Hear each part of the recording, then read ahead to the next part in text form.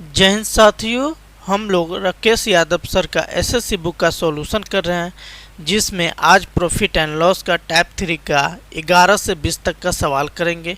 तो वीडियो में आगे बढ़ने से पहले आप मेरे चैनल को सब्सक्राइब करें और वीडियो को लाइक करें।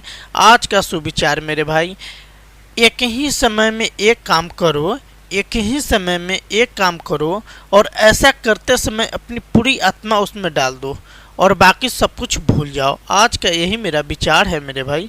तो आइए इसके साथ सवाल नंबर 11 को देखते हैं। 11 नंबर सवाल क्या है? किसी व्यक्ति ने एक वस्तु खरीदी और उसे 10% लाभ पर बेच दिया। मतलब ये कि मान लो सीपी क्या है 100, सीपी 100 है, सही है। तो 10% लाभ पर बेचेगा, मतलब 110% पर बेचेगा, सही है। तो 100 का चीज़ 110 में बेचा। यदि उसने वस्तु को 20% कम मूल्य पर खरीदा होता, मतलब अभी खरीदा था 100 में, अगर कल्पना करो इसे 20% कम में खरीदता तो 80 रुपये में खरीदता, सही है। तो और उसे 1000 और अधिक में बेचा होता तो उसे 40% का लाभ होता, ठीक है। तो अब 80 का आप 40% निकालो, सीधा आप 80 का 40% आप निकालो। तो 80 का 40% निकालो। तो निकालने का तरीका ये है मेरे भाई, 80 गुनी 40% का फ्रैक्शन वैल्यू 2/5। अब लाभ होगा तो 7/5 हो जाएगा, सही है। 7/5 हो जाएगा। 16 × 80 और 16 × 112, सही है। मतलब 112 का ये होगा, ठीक है। तो अब आइए, अब सवाल को समझिए। कह रहा 10% लाभ पर वस्तु बेचा, खरीदा 100 में, बेचा 110 में। अगर वह 80 में खरीदता, मतलब 20% कम में खरीदता, तो उसे 1000 का और अधिक फायदा होता, ठीक है। उसे रुपये 1000 और अधिक में बेचा होता तो 40% का लाभ होता। मतलब 80 का 80 में खरीदता और 40% लाभ पर बेचता, मतलब 112 में बेचता।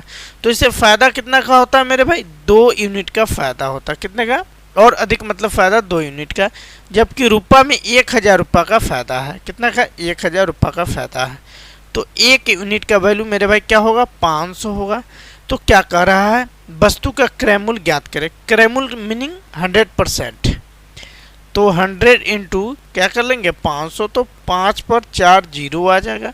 मीनिंग ए कि 50,000 में क्या कर रहा है? वस्तु खरीद रहा है। तो ए फॉर आना एक करेक्ट आंसर होगा।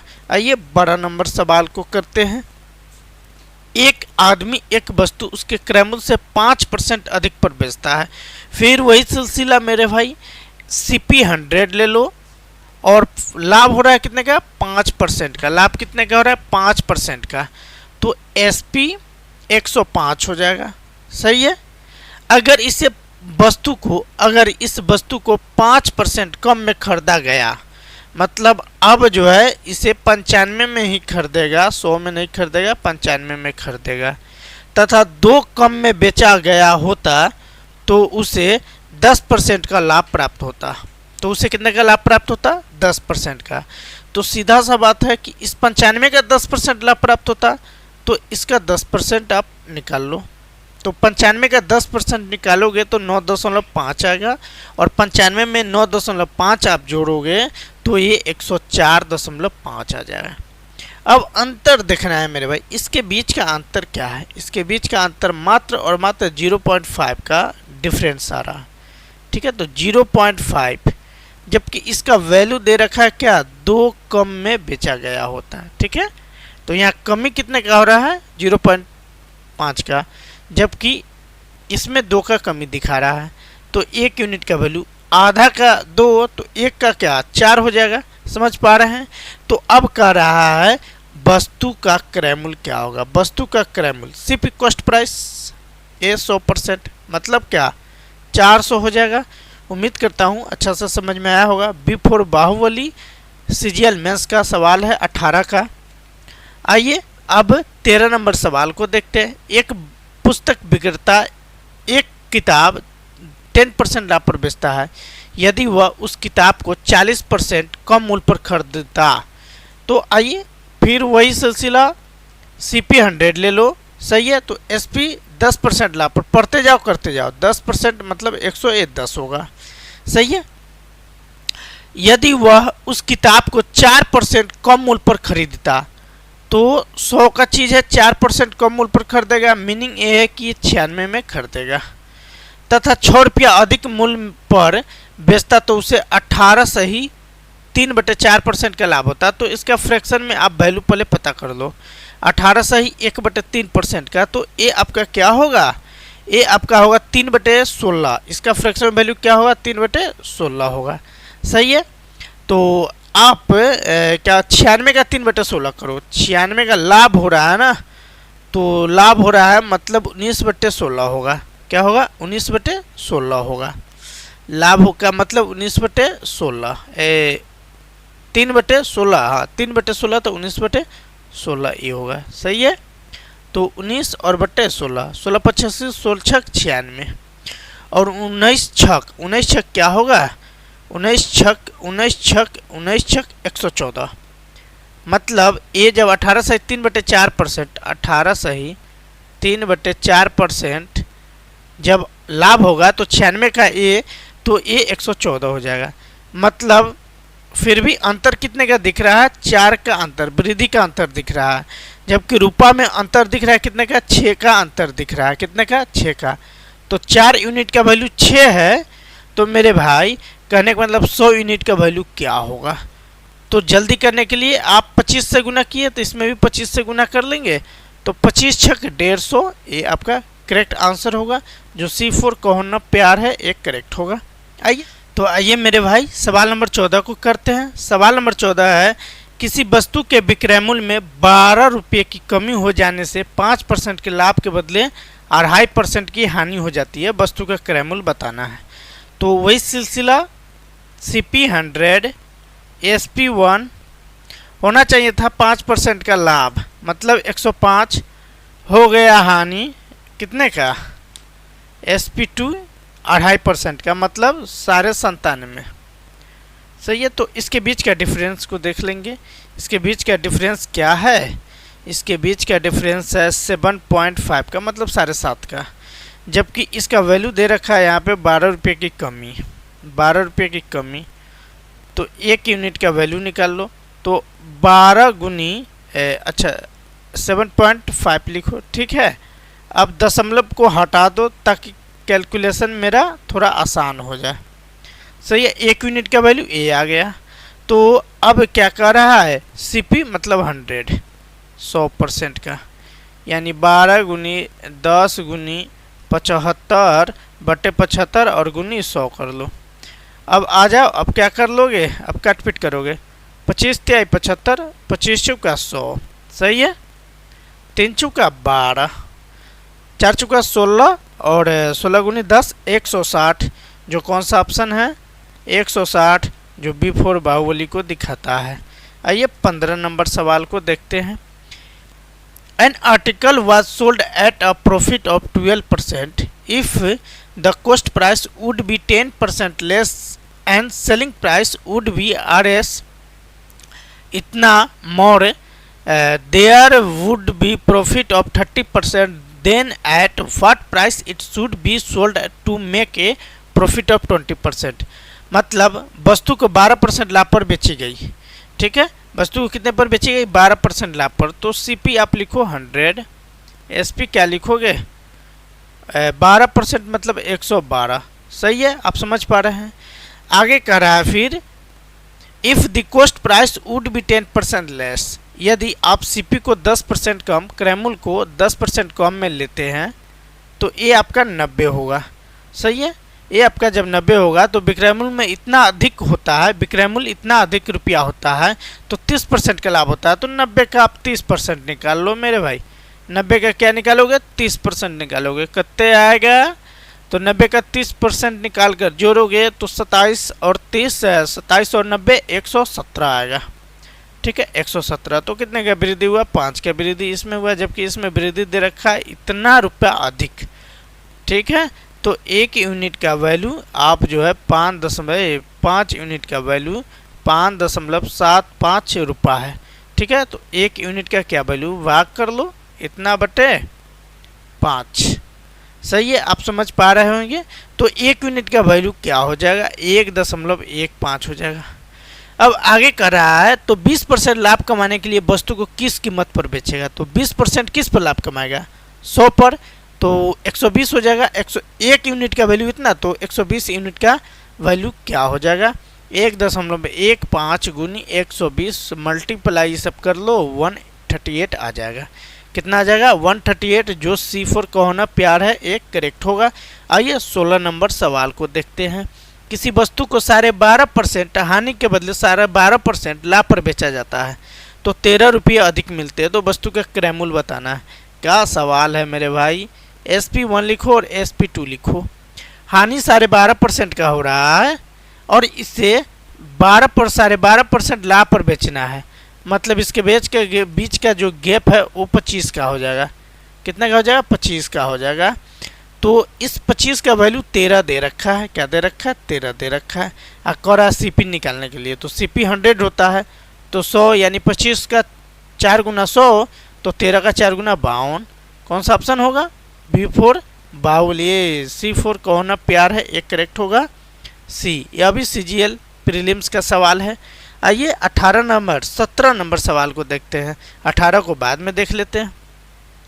किसी वस्तु को एक निश्चित मूल्य पर बेचा जाता है, यदि उस वस्तु को इस मूल्य के 80% पर बेचा जाता है, इस मूल्य के 80% पर बेचा जाता है, ठीक है। कितने पर, 80% पर बेचा जाता है, तो 10% की हानि होती है।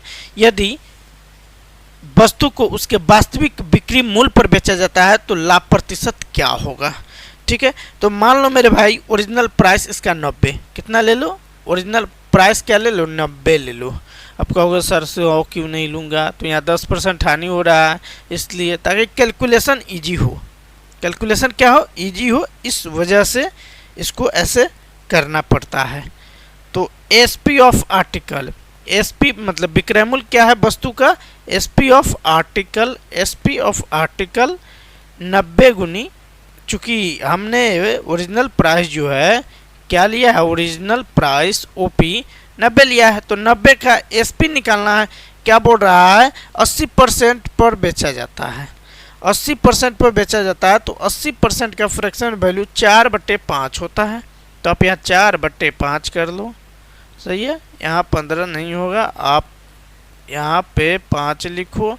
अब कट पिट करो, 4 एकम 4, 18 5 90, 18 चुका 72, क्या होगा, 72 होगा। अब इसका CP निकालो, CP of article, CP of article, तो SP आ गया इतना, तो इसका CP निकालना है, मतलब 10% हानि होती है, तो इतना और बटे ये कर लो, सही है। ये 10 यानी 7.2, क्या 7.2, ये 1 0 से 1 0, हाँ 7.2 ये होगा, ठीक है, 7.2 होगा। तो कहने का मतलब है सॉरी 10% का फ्रैक्शन में वैल्यू लेना, हाँ चलेगा, कोई दिक्कत नहीं है, ऐसे भी आप कर सकते हो। चलो अब 72 गुनी 10/9 कर लो, 9 8 72, यानी 8 गुनी 10 80, इसको अंडरलाइन अभी रहने दो, ठीक है। तो ये आपका क्या होगा, 80 होगा, ये आपका 80 होगा। तो ये 72 है और ये 80 है, 72 है और ये 80 है, और यहाँ पे 90, हमने ओरिजिनल प्राइस 90 माना, तो इस CP है इसका ना, तो 80 और 90 के बीच 10 का, तो प्रॉफिट हुआ 10 का, कितना पे हुआ, 80 पे हुआ, और गुनी 100 कर लो। 1 0 से 1 0 खत्म, यानी 100/8 हो जाएगा। 100/8 को आप लिख सकते हो क्या, 100/8 को 100/8, इसको आप सिंपली लिख सकते हो 12 सही 1/2%, जो कौन सा ऑप्शन होगा, ऑप्शन B4 बाहुबली को दिखाता है। मेंस का सवाल है, थोड़ा घिसा पीटा तो रहेगा। 18 नंबर सवाल देखिए, एक व्यक्ति अपने माल को जिस मूल्य पर बेचता है उसमें 20% लाभ निहित रहता है। वह जिस मूल्य पर माल खरीदता है, यदि उसमें 10% वृद्धि हो जाती है और वह उस माल को 8% अधिक मूल्य पर बेच देता है, तो उसका लाभ प्रतिशत क्या होगा, ये हमें बताना है, ठीक है। तो मान लो मेरे भाई CP 100, ऐसे सिलसिला कंटिन्यू है। SP कह रहा है 20% लाभ, मतलब 120, सही है। अब आइए आगे कहता है, वह जिस मूल्य पर माल खरीदता है यदि उसमें 10% वृद्धि होती है, मतलब CP1 आप मान लो 110, 10% वृद्धि होगा तो 110 हो जाएगा। इस वजह से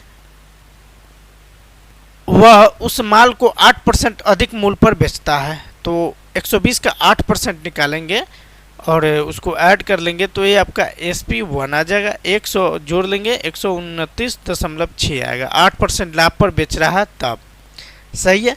तो आप देख पा रहे हो खरीद रहा है इतना में और बेच रहा है इतना में, तो प्रॉफिट हो रहा है, प्रॉफिट हो रहा है। प्रॉफिट कितने का हो रहा है? 19.6 का प्रॉफिट हो रहा है। तो प्रॉफिट इतना का हो रहा है ना, तो प्रॉफिट परसेंट निकाल लो। प्रॉफिट परसेंट कभी भी किस पे निकलता है? CP में निकलता है। तो उसका लाभ प्रतिशत क्या है? तो लाभ प्रतिशत किसका आएगा? ये वाला नया वाला CP का कंपेयर है, तो नया वाला CP का 110 और गुनी 100 कर लो। समझ पा रहे हैं आप? हाँ। तो आप यहाँ दशमलव हटा लेंगे, दशमलव हटा लेंगे तो नीचे में क्या डाल देंगे? 10 डाल देंगे। तो ये आपका हो जाए 196 बटे 110 गुनी 10 और गुनी 100, सही है। तो यहाँ से ये आपका 0 चला जाएगा, बचा 196 और बटे 11।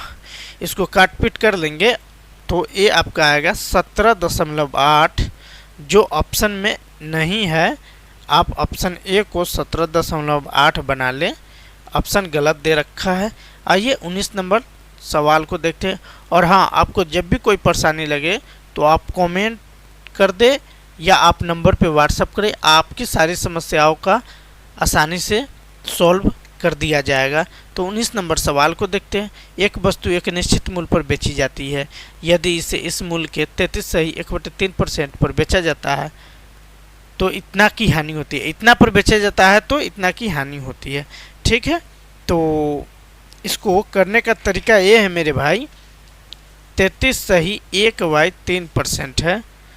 इसका फ्रैक्शन में वैल्यू 1/3 होता है, मतलब लॉस होता है 1 का CPA, ठीक है।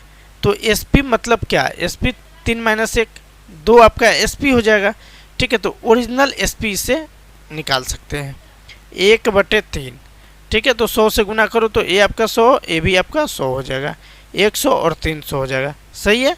आप ऐसे कर सकते हो। तो इस तरह SP जो है आपका वो 300 हो जाएगा और CP क्या हो जाएगा? CP आपका क्या बोलते हैं, अच्छा SP1A है और SP2 इसको ले लो आप, SP1A और SP2 इसको ले लो, ठीक है। तो ये आपका 100 का हो रहा है। तो मतलब 3 और क्या बोलते हैं 3 और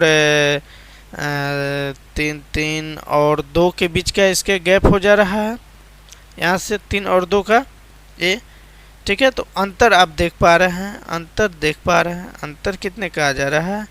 1 का अंतर आ जा रहा है, 1 का अंतर चला आ रहा है, ठीक है। तो CP यहाँ पे अब आगे पढ़ लेंगे। यदि वस्तु को उसके मूल्य विक्रय मूल्य के 60% पर बेचा जाता है तो प्रतिशत लाभ क्या है, ये हमें बताना है।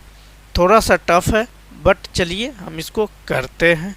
तो इसमें CP आप 150 ले लो, ठीक है। तो 300 और गुनी 80/100 कर लेंगे, यहाँ से इसको 80/100 कर लेंगे, 0 8 3 24 240 ये हो जाएगा, ठीक है। तो आप अंतर देख पा रहे हैं, इसके बीच का अंतर 150 और 240 के बीच का अंतर 90 का आ जा रहा है। कितने का अंतर आ जा रहा है? 90 का।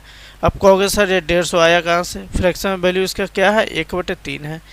क्या सवाल कर रहा है? यदि इसे इस मूल्य के 33.1/3 पर बेचा जाता है तो इतना की हानि होता है, इतना की हानि होता है।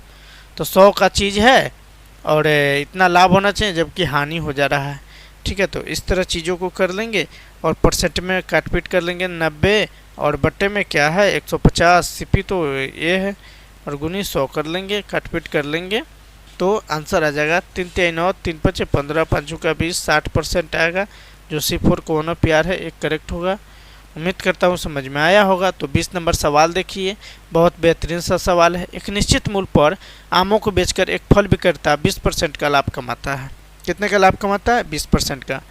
मान लो CP आपका 100 है तो 20% का लाभ कमाता है, मतलब 120 हो जाएगा, सही है। यदि वो 1 रुपया अधिक में एक आम बेचता है तो उसे 40% का लाभ होता है। SP1 ले लो इसको और SP2 इसको ले लो, ठीक है। 40% का लाभ किस पर, CP पे, तो 140 हो जाएगा। इसके बीच का गैप देखो, 20 का गैप आ जा रहा है, जबकि रुपया में गैप आ रहा है 1 का। तो 20 यूनिट का वैल्यू 1 है तो 1 यूनिट का वैल्यू 1/20 हो जाएगा। तो अब क्या कर रहा है, आगे कर रहा है पहली स्थिति में एक आम का विक्रय मूल्य क्या होगा। तो पहली स्थिति में एक आम का विक्रय मूल्य मतलब इस पर, ठीक है, इस पे हमें कंपेयर करना है।